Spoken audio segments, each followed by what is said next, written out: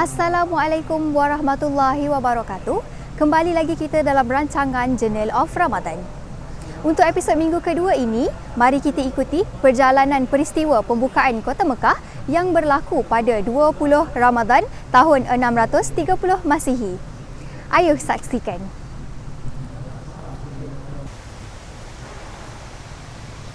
Assalamualaikum warahmatullahi wabarakatuh. Alhamdulillah, hari ini kita akan berkongsi satu sirah baginda Rasulullah SAW. Dalam banyak kisah atau sirah Rasulullah SAW, ada satu kisah atau peristiwa yang mana ianya berlaku pada bulan Ramadan pada tahun 8 Hijrah selepas perjanjian Hudaibiyah. Apakah peristiwa itu? Ianya yang dinamakan peristiwa Fathul Makkah.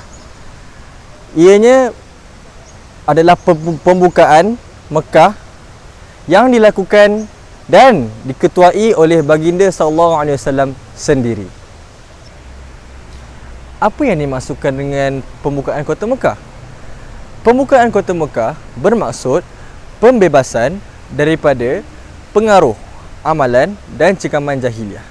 Sebelum Mekah dikuasai oleh Islam, ia berfungsi sebagai pusat penyembahan berhala dan lain-lain amalan tradisi masyarakat Arab jahiliah. Maka kejayaan Rasulullah SAW dan pengikutnya membuka Kota Mekah bererti kejayaan yang sangat besar bagi penganut Islam mengembalikan kesucian Kaabah kepada asalnya, seperti yang dilakukan oleh Nabi Ibrahim AS dan puteranya iaitu Nabi Ismail AS.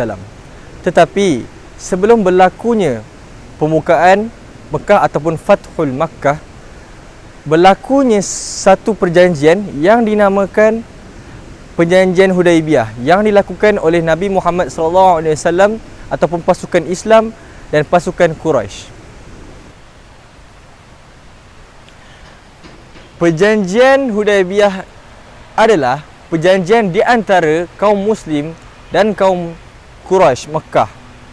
Ianya berlaku pada tahun ke-6 Hijrah bulan Zulkaidah. Ianya bermula pada saat Rasulullah SAW ingin melakukan umrah pada tahun tersebut. Meskipun Nabi Muhammad SAW mengetahui bahawa kaum Quraisy tidak akan sesekali membenarkan Nabi Muhammad SAW dan para sahabat untuk memasuki Kota Mekah dengan semudah-mudahnya. Berkemungkinan besar akan tercetusnya peperangan di antara kaum Muslim dan kaum musyrik. Meskipun sekalipun Nabi Muhammad SAW tidak mempunyai sebarang niat untuk berperang. Ini kerana pada tahun itu atau pada saat ketika itu, musuh terbesar atau musuh ketat Islam adalah kaum Quraisy Makkah. Berkemungkinan inilah penyebab Rasulullah SAW keluar dengan jumlah yang besar yang mencecah seramai 1,400 orang. Sesungguhnya apa yang dijangka oleh Nabi Muhammad SAW dan para sahabat benar-benar berlaku, di mana baginda SAW dihalang daripada memasuki Kota Mekah sekalipun beberapa perundingan telah dilakukan. Quraisy Mekah tetap bertegas menghalang kaum muslimin dari memasuki Kota Mekah sehinggalah berlakunya perjanjian Hudaibiyah antara kaum muslim dan Quraisy Mekah.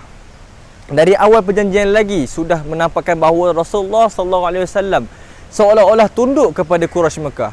Maka tidak hairanlah kaum muslim ketika itu terkejut dan hairan akan tindakan Rasulullah SAW yang luar biasa, sehingga kan beberapa orang sahabat seperti Sayyidina Ali bin Abi Talib dan Umar Al-Khattab membantah dan perasaan tidak puas hati terhadap perjanjian tersebut yang dianggapnya sebagai berat sebelah. Perundingan itu berlangsung dan akhirnya dapat menghasilkan beberapa perjanjian, iaitu orang Islam tidak boleh mengerjakan umrah pada tahun tersebut pada tahun 6 Hijrah dan boleh mengerjakan pada tahun berikutnya. Selain itu, mereka boleh membawa pedang yang bersarung dan berada di Mekah tidak melebihi selama 3 hari. Seterusnya, kedua-dua pihak kaum muslimin dan Quraisy maka hendaklah mengadakan genjatan senjata dalam tempoh 10 tahun. Dalam tempoh 10 tahun juga tidak dibenarkan mencuri, menceroboh, memungkiri dan mengkhianati janji. Tambahan pula, orang kafir Quraisy yang masuk ke Madinah walaupun telah memeluk agama Islam, hendaklah dipulang semula ke Mekah. Manakala orang Islam Madinah yang masuk ke Mekah tidak perlu dihantarkan semula ke Madinah. Namun demikian, mengikut catatan sejarah, setelah perjanjian Hudaibiyah ditandatangani pada tahun ke-6 Hijrah iaitu 628 Masihi, Islam berkembang dengan meluas. Hal ini telah menyebabkan Quraisy merasa iri hati. Malah, perjanjian Hudaibiyah dikhianati oleh Quraisy Mekah dengan memberi bantuan dan sokongan kepada Bani Bakr yang merupakan sekutu mereka untuk memerangi Bani Khuza'ah yang merupakan sekutu kaum muslimin. Apabila Nabi Muhammad SAW mendapat tahu hal ini, lalu baginda bersama-sama 10,000 orang tentera Islam terus menuju ke Mekah. Dalam perjalanan, tentera Islam telah bermalam di Marun Zahran. Nabi Muhammad SAW mengarahkan tentera Islam supaya mendirikan kemah dan menyalakan obor api yang banyak untuk menggurungkan masyarakat Quraisy. Rasulullah SAW juga telah mengutus Abbas bin Abdul Muttalib untuk berunding dengan Abu Sufyan. Untuk memasuki kota Mekah, Nabi Muhammad SAW memerintahkan tentera Islam supaya berpecah kepada 4 kumpulan dan memasuki Mekah melalui 4 penjuru. Mereka juga diminta supaya tidak melakukan kekerasan atau pembunuhan kecuali apabila terpaksa. Namun Rasulullah SAW mengatakan bahawa hari ini adalah hari berkasih sayang. Hari ini hari dimuliakan Kaabah oleh Allah Subhanahu Wa Taala. Baginda memaafkan dan membebaskan penduduk Mekah yang pernah menentang Islam. Setelah memasuki Mekah, Nabi Muhammad SAW melakukan tawaf, mencium Hajarul Aswad dan memusnahkan berhala yang terdapat di sekeliling Kaabah. Baginda juga memasuki Kaabah dan mencuci dinding Kaabah dengan air Zam-Zam.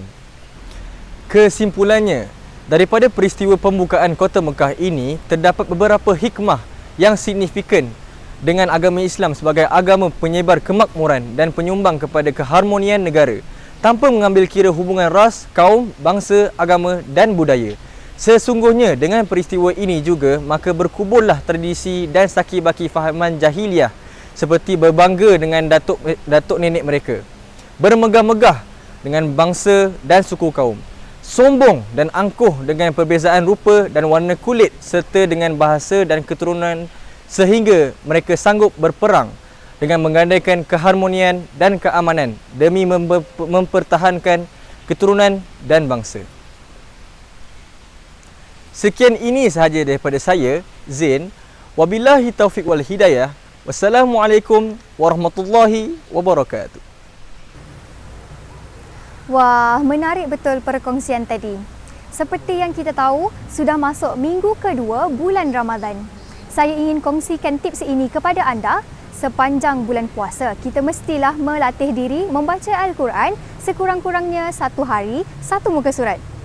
Jadi, tibanya di perakhiran bulan Ramadan nanti, kita dapat mengkhatamkan Al-Quran dengan sempurna. Itu saja untuk perkongsian pada minggu ini. Saya Asma Iwani, bertemu lagi pada minggu hadapan. Assalamualaikum.